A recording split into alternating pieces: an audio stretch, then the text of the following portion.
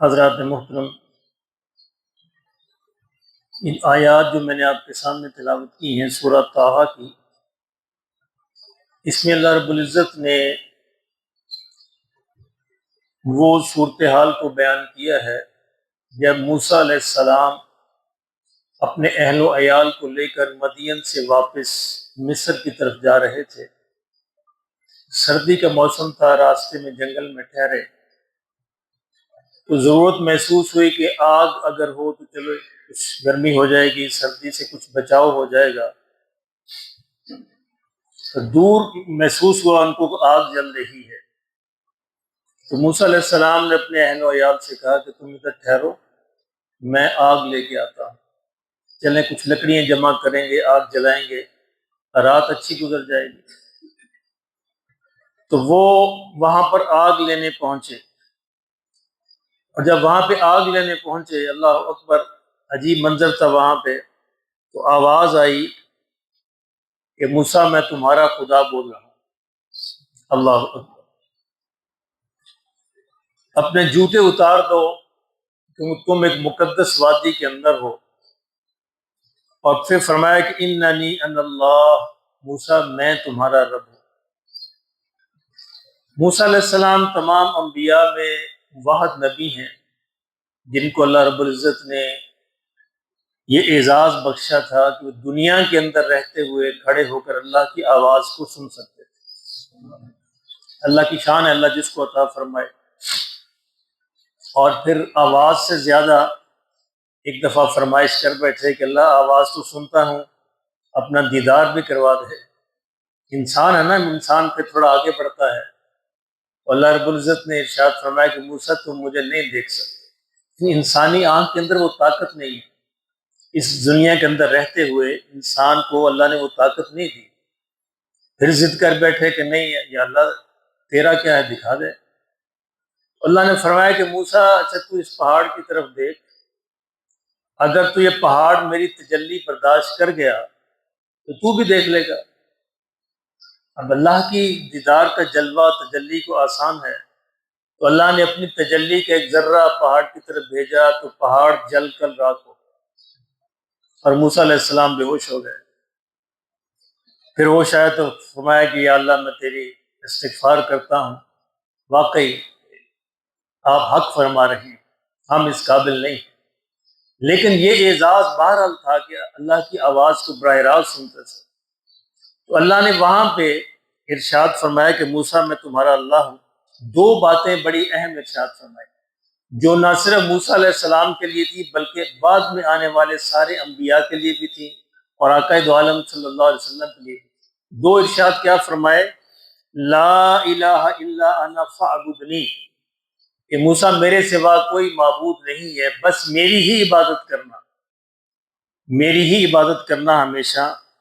وَأَقِمِ الصَّلَاةَ لِذِكْرِي، اور نماز کو قائم کرنا میری یاد کے لیے۔ اس سے مفسرین نے لکھا یہ بڑی اہم بات کہ جس طرح عقائد کے اندر توحید سب سے اوپر ہے، توحید کا معاملہ سب سے اوپر ہے، یعنی توحید کے اندر تھوڑی گڑبڑ ہو تو سارے عقائد جو ہے وہ ستیہ ناش ہو جاتا ہے۔ اس سے فرمایا کہ اعمال کے اندر سب سے اہم چیز نماز ہے۔ اعمال میں نماز کا وہی درجہ ہے جو عقائد کے اندر توحید کا درجہ ہے۔ جس طرح توحید کے خراب ہونے سے سارے اعمال، سارے عقائد خراب ہو جاتے ہیں، اسی طرح نماز کے خراب ہونے سے باقی سارے اعمال کے خراب ہونے کا بھی خدشہ رہتا ہے۔ اور یہ نماز سارے انبیاء کو دی گئی۔ دیکھیے موسیٰ علیہ السلام کا ذکر ہو رہا ہے، اور اس میں اللہ نے نماز کا مقصد بھی بتا دیا کہ نماز کا مقصد میری یاد ہے، اصل میں میری یاد ہر دم تمہارے ساتھ رہے۔ تو نماز جو اللہ رب العزت نے ہمیں جو عطا فرمائی نبی صلی اللہ علیہ وسلم کے واسطے سے، معراج میں 5 نمازیں فرض کی گئی، اس میں بھی یہی مقصد ہے، اقم الصلاۃ لذکری، کہ نماز کو میری یاد کے لیے قائم کرو۔ اگر نماز پڑھتے ہو اور میری یاد دل میں نہیں آتی تو نماز کا مقصد پورا نہیں ہو رہا۔ میری یاد سے کیا مراد ہے کہ وَهُوَ مَعَكُمْ أَيْنَمَا كُنْتُمْ، کہ تم جہاں بھی ہوتے ہو اللہ تمہارے ساتھ ہوتا ہے۔ نماز سے وہ پریکٹس ہونی چاہیے، وہ یاد دہانی ہونی چاہیے، وہ مشق ہونی چاہیے کہ انسان 24 گھنٹے یہ محسوس کرے کہ اللہ میرے ساتھ ہے، یہ یاد ہے۔ یعنی اس کا مقصد یہ نہیں ہے، بعض ہمارے حضرات یہ سمجھتے ہیں کہ ہم ذکر کر کے اپنے دل کو چالو کر لیں، دل دھڑکنا شروع کر دیں، اسی کوئی حیثیت نہیں ہے۔ یعنی دل کا دھڑکنا آپ کچھ ایکسرسائز کر کے بھی دل کو دھڑکا سکتے ہیں، یہ اصل یہ ہے کہ آپ کے دل کے اندر جم جائے کہ اللہ مجھے دیکھ رہا ہے، اللہ میرے ساتھ ہے، یہ اللہ کی یاد۔ کسی بھی برا عمل کرنے سے فوراً یاد آ جائے کہ اللہ مجھے دیکھ رہا ہے، اس کو کہتے ہیں اللہ کی یاد ہونا، اللہ کا ساتھ ہونا۔ دل تو دھڑکتا رہے اور انسان جھوٹ بولتا رہے، اس کی کوئی حیثیت نہیں، وہ آپ نے پریکٹس کروا دی اپنے دل کو اور کچھ بھی نہیں ہے۔ تو یہ اپنے آپ کے اندر اندر اس کو کوٹ کوٹ کے بھرنا ہے کہ اللہ میرے ساتھ ہے اور اللہ مجھے دیکھ رہا ہے۔ تو یہ ہے وہ نماز۔ نماز جو ہم پڑھتے ہیں اس کی بہت ساری قسمیں ہیں، آج اسی کا تھوڑا سا عرض کرنا مقصود ہے کہ نماز کی 5-6 بڑی بڑی قسمیں ہیں۔ ہم اپنے آپ کا جائزہ لینا ہے کہ ہم نماز کی کون سی قسم پڑھتے ہیں، کہ نماز کی کون سی قسم جو ہے وہ ہمارے ساتھ ہے۔ نماز کی پہلی قسم تو ہے، وہ ہے دکھاوے کی نماز۔ عام طور پہ جو بندہ نماز کا عادی ہو جاتا ہے وہ دکھاوے کی نماز نہیں پڑھتا۔ الحمدللہ پتہ ہے ہر مسلمان کو کہ دکھاوے کی نماز تو شرک ہے، یعنی کہ دکھاوے کسی اور کو دکھانے کے لیے پڑھی تو وہ نماز نہیں ہے، وہ شرک ہے۔ اللہ فرمائے گا کہ جس کے لیے تو نے یہ نماز پڑھی تھی اس کا بدلہ بھی اسی سے لے۔ اللہ سے ہاں تو اسی نماز کا بدلہ ملے گا جو اللہ کے لیے پڑھی گئی ہے۔ عام طور پر شروع میں جب بچوں کو ہم نماز سکھاتے ہیں گھروں کے اندر تو شروع میں بچے دکھاوے کے لیے پڑھتے ہیں، کوئی حرج نہیں، بچپن ہے، ان سے اعمال کی پوچھ گچھ بھی نہیں ہے، ابھی فرض بھی نہیں ہوا، تو وہ ماں باپ کو دکھانے کے لیے پڑھتے ہیں۔ تو یہ اس طرح دکھاوے کی نماز ہوتی، لیکن کسی بڑے کے دل کے اندر بھی آ سکتا ہے، وہ مسجد میں آیا، مسجد میں آ کے نماز کی نیت باندھی اور دل میں یہ خیال آ گیا کہ اچھا فلاں شخص میرے پیچھے آ رہا تھا، وہ مجھے دیکھ لے کہ میں کیسے اچھی نماز پڑھ رہا ہوں، یہ دکھاوے کی نماز ہے۔ یعنی ایک لمحے کو بھی اگر یہ خیال آ جائے کہ مجھے کوئی اور دیکھ لے اللہ کے علاوہ کہ دیکھو میں نماز پڑھ رہا ہوں، تو یہ دکھاوا اس میں شامل ہو جائے گا، اور جس عمل کے اندر بھی شرک شامل ہو جائے اللہ اس کو قبول نہیں فرماتا۔ دکھاوے کی نماز سے مجھے یاد آیا کہ آپ حضرات میں جن کی عمریں بڑی ہیں میری طرح، ان کو یاد ہوگا ضیاء الحق کا زمانہ۔ تو ضیاء الحق کے زمانے میں ہمارے افسر دکھاوے کی نمازیں پڑھتے تھے، ہم نے کئی موقع پہ بے وضو بھی پڑھتے دیکھا، کیونکہ ایک مرحلے پہ سختی ہو گئی تھی اور انہوں نے نوٹ کروانا ہوتا تھا کہ میں نمازی ہوں، نماز پڑھ رہا ہوں، حاضری لگوانی ہوتی تھی، تو وہ مجھے منظر یاد آتا ہے دکھاوے کی نماز، اس طرح کے مناظر اس موقع پہ ہم نے دیکھے۔ تو اللہ معاف فرمائے، عام طور پر مسلمان اس سے بچتے ہیں، الحمدللہ اللہ کا شکر ہے۔ تو پہلی جو دکھاوے کی نماز ہے اس سے تو اللہ کا شکر ہے کہ ہم میں سے اکثریت جو ہے وہ اس سے محفوظ ہے، اللہ پاک ہمیشہ محفوظ ہی رکھے۔ اچھا، دوسری جو نماز کی قسم ہے وہ ہے عجلت کی نماز، جلدی کی نماز۔ اس میں ہم میں سے بہت سارے مبتلا ہو جاتے ہیں، یعنی آئے اور اس طرح نماز پڑھی گویا کہ کوئی ایک بوجھ تھا جو سر سے اتار دیا۔ اس طرح کی نماز کی بھی اللہ کو ضرورت نہیں، اللہ اس سے نماز نہیں چاہتے۔ نماز تو سکون کی، احتیاط کی، پیار کی، محبت کی، اللہ کی عظمت کی نماز ہو۔ تو یہ جو جلدی کی عجلت کی نماز ہے اس کے بارے میں بھی خدشہ ہے کہ اللہ قبول نہ فرمائے، کیونکہ حدیث موجود ہے، آقا دو عالم صلی اللہ علیہ وسلم مسجد نبوی میں تشریف فرما تھے، ایک صحابی آئے، انہوں نے اسی طرح جلدی نماز پڑھی اور نماز پڑھ کے آ کے نبی صلی اللہ علیہ وسلم کی خدمت میں سلام عرض کیا، آپ نے کہا واپس جاؤ دوبارہ پڑھو نماز، جواب نہیں دیا، وہ پھر گئے، پھر نماز پڑھی، پھر آئے سلام کیا، آپ نے جواب نہیں دیا، کہا جاؤ نماز پڑھو دوبارہ، تم نے نماز نہیں پڑھی، 2 دفعہ پڑھی، پھر واپس آئے تو پھر عرض کیا کہ یا رسول اللہ صلی اللہ علیہ وسلم مجھے اب سمجھا دیجیے، مجھے نہیں پتا، مجھے اب بتا دیجیے، سمجھا دیجیے، میری سمجھ میں نہیں آیا کہ آپ کیا فرمانا چاہ رہے ہیں۔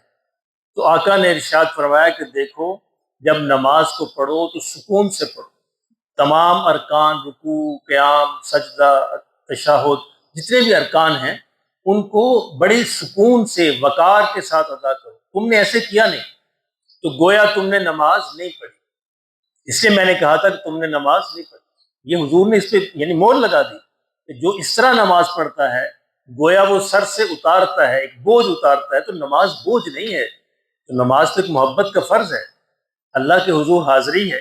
انسان یہ بتاتا ہے کہ یا اللہ میں تیرا ہی بندہ ہوں اور تیرے بندہ اس بندگی کی ثبوت دینے کے لیے میں آیا ہوں، حاضر ہوا. تو یہ عجلت کی نماز ہے، اس کے بارے میں علماء نے عام طور پر یہی کہا ہے کہ یہ بھی اللہ کے ہاں قبول نہیں ہوتی، کیونکہ نبی صلی اللہ علیہ وسلم فرما دیا اس شخص کو کہ واپس جاؤ، تم نے نماز نہیں پڑھی، دوبارہ پڑھو.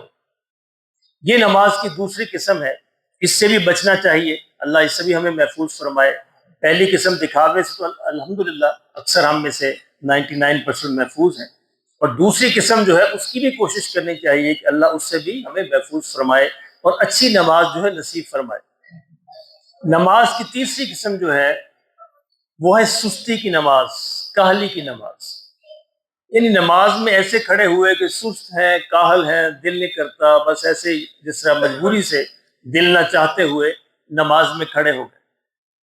تو یہ جو سستی اور کاہلی کی نماز ہے تو اللہ نے فرمایا فویل للمصلین الذین هم عن صلاتهم ساہون.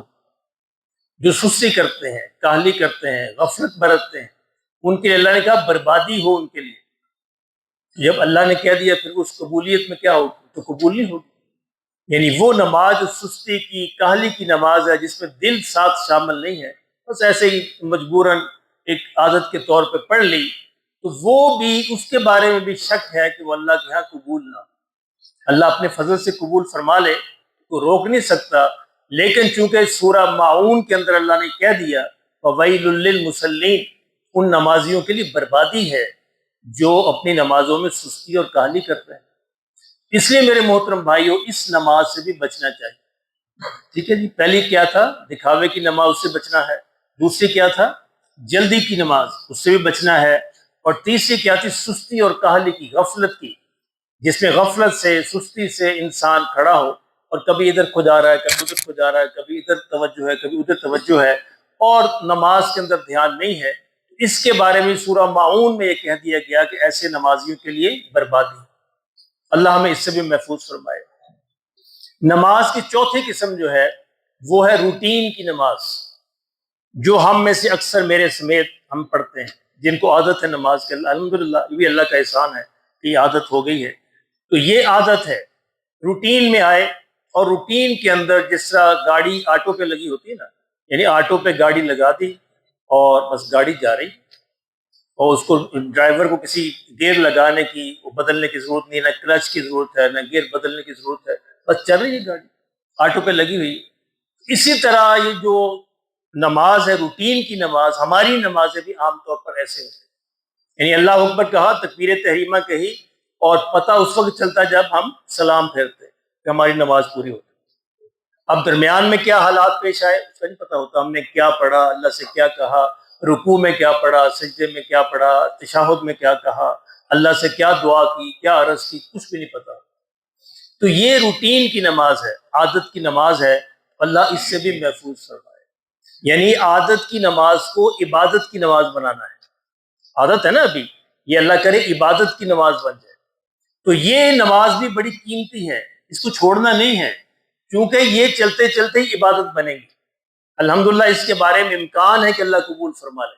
ایک بندہ آ رہا ہے تو کسی نہ کسی دن اگر اس نے ایک نماز بھی عبادت کی پڑھ لی، اس کے صدقے ساری قبول ہو جائیں گی. تو ہماری نمازیں عام طور پر روٹین کی اور عادت کی نمازیں ہیں. کوشش کرنی ہے کہ اس نماز کو عادت سے نکال کر ہم عبادت میں لے جائیں تاکہ اللہ قبول فرما لے. تو نماز کی اگلی قسم ہے شعوری نماز، شعوری سطح کی نماز، جو انسان سوچ سمجھ کے پڑھتا ہے، اس کا شعور ساتھ ہوتا ہے. جب وہ کہتا ہے اللہ اکبر، اس کا واقعی دل اس کا ساتھ ہوتا ہے، واقعی اللہ سب سے بڑا ہے، اللہ ہی بڑا ہے، اس کائنات میں اور کوئی بڑا ہے ہی نہیں، بڑائی ساری کی ساری اللہ کے لیے ہے. جب وہ کہتا ہے سبحان اللہ، اس کا دل ساتھ گواہی دے رہا ہوتا ہے، واقعی اللہ ہر عیب سے، ہر نقص سے، ہر خامی سے، ہر کمی سے پاک ہے. نماز کے ہر عمل کے اندر وہ جو پڑھ رہا ہوتا ہے، اس کا شعور، اس کا دل اس کے ساتھ ہوتا ہے، ذہن سمجھ رہا ہوتا ہے کہ میں کیا کہہ رہا ہوں. یہ وہ نماز ہے جو اللہ کے یہاں قبول ہوتی ہے، اللہ اس کو قبول فرماتے ہیں. کیونکہ بندہ پتا ہے کہ بندہ اللہ سے کیا کہہ رہا ہے۔ اچھا، نماز کی اگلی قسم جو چھٹا نمبر ہے، اس کو کہتے ہیں درجہ احسان کی نماز۔ اللہ، یہ وہ نماز ہے جو حدیث جبرائیل کے اندر آئی ہے کہ حضور نے فرمایا صلی اللہ علیہ وسلم کہ تم نماز ایسے پڑھو کہ گویا تم اللہ کو دیکھ رہے ہو، اور اگر یہ نہیں کر سکتے تو یہ کرو کہ کم از کم اللہ تو تمہیں دیکھ رہا ہے۔ یعنی نماز کے اندر یہ پتہ ہو، اصل دعوت تو یہ ہے کہ میں اللہ کو دیکھ رہا ہوں، اور اگر یہ ہم تصور نہیں کر سکتے تو کم از کم یہ تو ہو کہ اللہ مجھے دیکھ رہا ہے۔ اس کو کہتے ہیں درجہ احسان کی نماز، یعنی ہم نے اپنی نمازوں کو اس درجے تک پہنچانا ہے۔ اس کی قبولیت میں کوئی شک و شبہ نہیں، یہ تو قبول ہی قبول ہوتی ہے۔ اللہ ہمیں یہ نمازیں نصیب فرماتا ہے، یعنی وہ نمازیں جو ہم روٹین سے عادت سے شروع کرتے ہیں وہ یہاں سے شعوری سطح پر پہنچے، اور شعوری سطح سے ہوتے ہوتے وہ درجہ احسان پر پہنچ جائیں، اور جب درجہ احسان پہ پہنچتی ہیں، اچھا بعض ہمارے دوست کہتے ہیں کیسے کریں، میں عرض کرتا ہوں کہ اللہ رب العزت بڑا رحیم ہے، بڑا کریم ہے۔ جب وہ کسی بندے کے ایک عمل کو قبول فرماتے ہیں نا تو پھر اس کے صدقے باقی بھی قبول ہو جاتے ہیں۔ اگر ہماری ساری زندگی کی ایک نماز بھی درجہ احسان پہ پہنچ گئی، انشاءاللہ اس کی برکت سے ساری قبول ہو جائے۔ تو کوشش یہ کرنی کہ ہم لگے رہیں، کیا کہتے ہیں، مرتے مرتے بھی کرنا ہے اور کرتے کرتے مرنا ہے۔ نمازیں پڑھتے پڑھتے مرنا ہے اور مرتے مرتے بھی پڑھنی ہے، تو پھر انشاءاللہ اللہ کوئی نماز ایسی نصیب فرما دیں گے کہ جس کے صدقے سے باقی نمازیں بھی قبول ہو جائیں۔ شرط یہ ہے کہ ہم لگے رہیں، کوشش کرتے رہیں، اصلاح کرتے رہیں، کوئی بھی بتائے، کوئی بھی نقص ہو، خامی ہو، اس کو ہم دور کرتے رہیں۔ نماز جو ہے، نماز کا اصل مقصد دو چیزیں ہوتی ہیں، ایک ہوتا ہے نماز کو زندگی میں داخل کرنا، ٹھیک ہے، اور دوسرا ہوتا ہے زندگی کو نماز میں داخل کرنا۔ مطلوب کیا ہے؟ مطلوب ہے زندگی کو نماز میں داخل کرنا۔ ہم کیا کرتے ہیں، جو نمازی بھی ہیں الحمدللہ، وہ بھی نماز کو زندگی میں داخل کرتے ہیں، یعنی نماز پڑھتے ہیں آگے پیچھے کر کے، بھاگ دوڑ کے، جہاں بھی موقع ملا انہوں نے نماز فرض سمجھ کے پڑھ لی، یہ ہے نماز کو زندگی میں داخل کرنا۔ الحمدللہ بہت قیمتی ہے، یہ بھی اللہ کا احسان ہے، لیکن اصل یہ ہے زندگی کو نماز میں داخل کر لیا جائے، یعنی نماز کے حساب سے اس پہ ٹائم ٹیبل بنے، نماز کے حساب سے اس کی ترتیب بنے، نماز کو اولین ترجیح دے، اور جس طرح نماز کے اندر اس کو رب کے علاوہ کسی کا خیال نہیں آتا، اس طرح باقی زندگی بھی نماز کی صفت پر بن جائے، اور باقی زندگی کے اندر بھی رب کے علاوہ کسی کا خیال نہ آئے۔ تو یہ ہے اقیم الصلاۃ لذکری، جو موسیٰ علیہ السلام سے اللہ نے کہا کہ موسیٰ میری یاد کے لیے نماز پڑھنا، روٹین کی نہ پڑھنا، عادت کی نہ پڑھنا، عبادت کی پڑھنا، میری یاد اس کا حصہ ہونی چاہیے، تو پھر تمہاری نماز اصل نماز ہو۔ تو یہ اللہ ہمیں بھی نصیب فرما دے۔ تو اس کی یہ چند یعنی میں نے قسمیں اس لیے بیان کی کہ ہم میں سے ہر بندہ اپنے آپ کو جانچے کہ میں نماز کی کون سی قسم پڑھ رہا ہوں، اور مجھے ابھی کتنا سفر طے کرنا ہے۔ اگر یہ سفر طے کرتے کرتے چلتے چلتے بھی ہم مر گئے انشاءاللہ کامیاب ہے، اور اگر ہم نے اس طرف سفر شروع ہی نہ کیا اور دل میں خیال ہی نہ آیا تو پھر ہو سکتا ہے کہ ہم کہیں ناکام نہ ہو جائیں۔ اللہ پاک ہمیں اس سے محفوظ فرمائے، سنت عطا فرمائے۔